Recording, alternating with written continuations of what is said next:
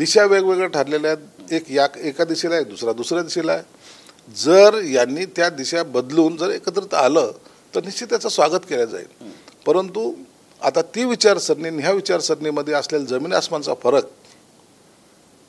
एकेकाळी शिवसेना प्रमुख हे आमचं दैवत असं सर्वजण म्हणायचे, परंतु काही लोकांना आता शरद पवार आमचं दैवत, राहुल गांधी आपलं आमचं दैवत असे जेव्हा म्हणायला लागले त्या टायमाला हा त्रास आम्हाला होतो.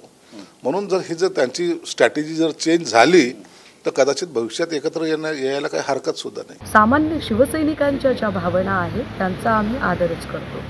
त्यामुळे त्यांच्यासाठी मातोश्रीच्या आणि शिवसेनेचे दरवाजे कायम खुले असणार आहेत. मात्र ज्यांनी पक्षफोडीचं एक मोठं कारस्थान रचलं आणि हे कारस्थान रचताना शिवसेनेला पर्यायाने महाराष्ट्राला एका संकटाच्या खाईत लोटण्याचा प्रयत्न ज्यांनी केला, अशा कपट कारस्थानी लोकांना सोबत घ्यायचे की नाही घ्यायचे याचा सर्वस्वी निर्णय हा पक्षश्रेष्ठींचा असेल.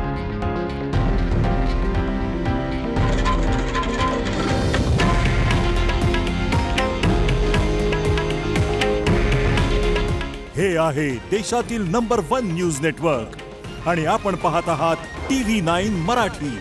काळजी तुमची, हित महाराष्ट्राचं.